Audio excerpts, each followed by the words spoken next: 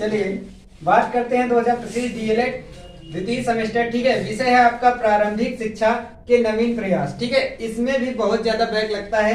ठीक है, 50 में आपको 25 पाना होता है, एक नंबर भी कम हो जाएगा तो आपको बैक लग जाएगा। तो देखते हैं, पहला क्वेश्चन है, ठीक है, स्कूल चलो अभियान कब प्रारंभ हुआ?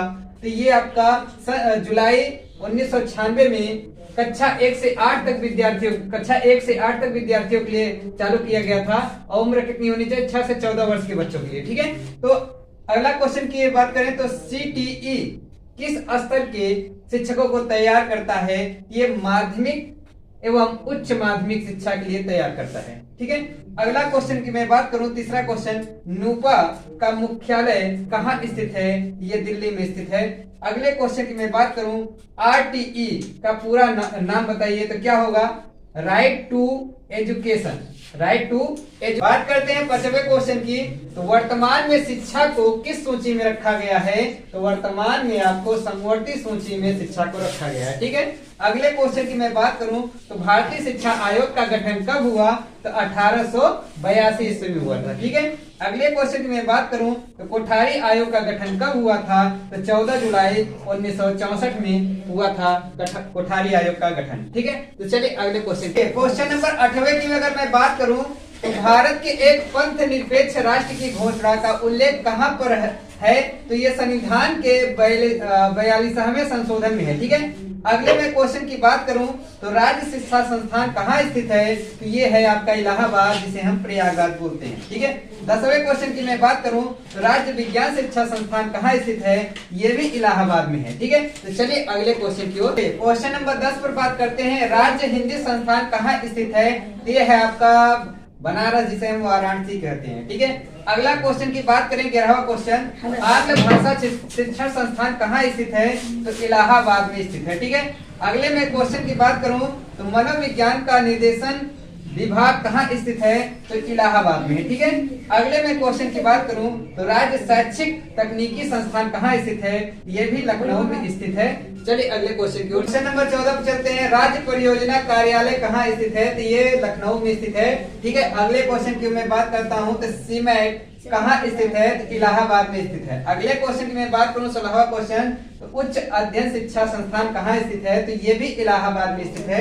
अगले में क्वेश्चन 17वें क्वेश्चन की मैं बात करूं तो SCERT का पूरा नाम क्या है? राज्य शैक्षिक अनुसंधान और प्रशिक्षण परिषद है। ये इंपॉर्टेंट क्वेश्चन एग्जाम में जरूर आएगा। चलिए अगले क्वेश्चन की ओर। 18 नंबर पर NCERT का पूरा नाम क्या है?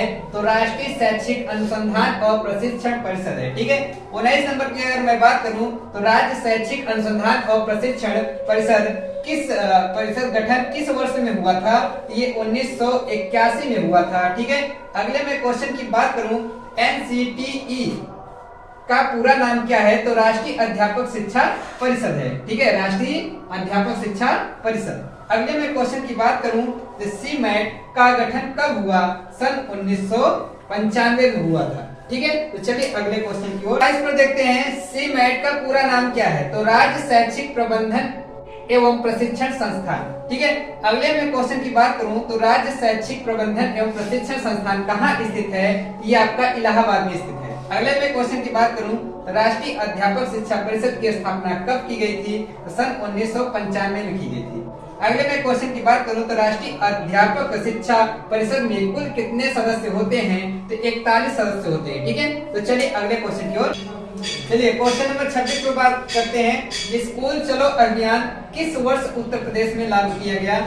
वर्ष आपका 2004 में लागू किया गया था। ठीक है, 27वां क्वेश्चन देखते हैं, सर्व शिक्षा अभियान का गठन किस वर्ष हुआ था? तो 2001 में हुआ था। ठीक है, 28 क्वेश्चन की मैं अगर बात करूं, ECCE का पूरा नाम क्या है? Early child care and education है। ठीक है, क्या है?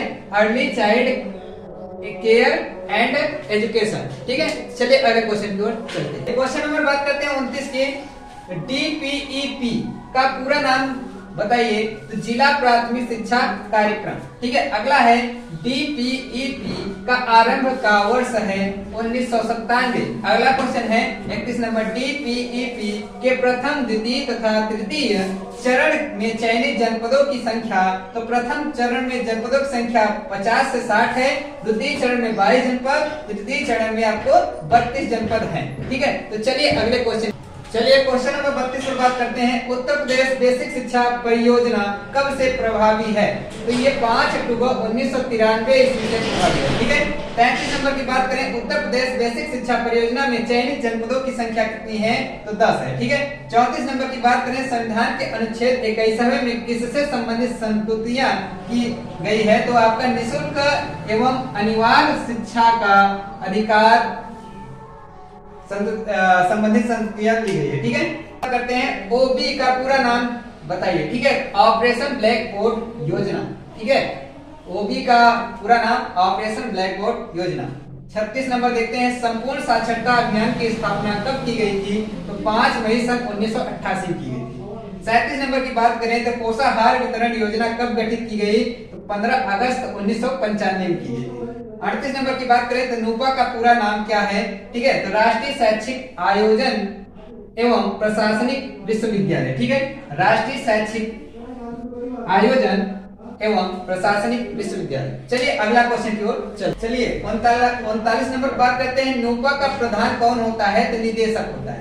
अगले क्वेश्चन की मैं बात करूं 40 नंबर पर, वर्ष 1997 में डीपीईपी द्वितीय के अंतर्गत उत्तर प्रदेश के कितने जिला चुने गए? तो कुल 22 जिले चुने गए। ठीक है, 41 नंबर, सर्व शिक्षा अभियान प्रदेश के सभी जनपदों में कब से संचालित किया जा रहा है?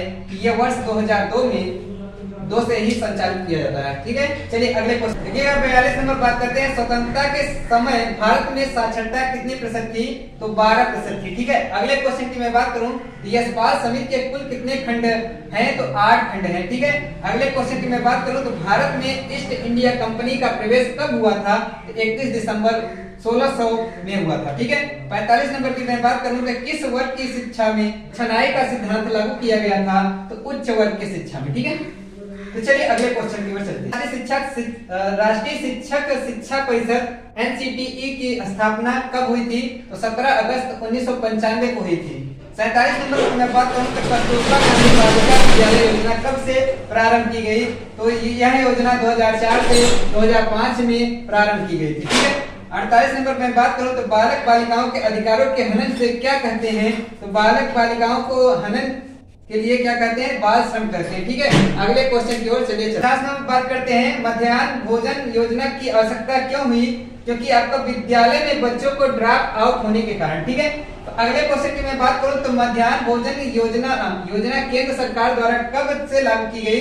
ये 15 अगस्त 1995 से लागू की गई थी। ठीक है, तो चलिए, अगर वीडियो अच्छा लगे तो subscribe and like and share जरूर करें।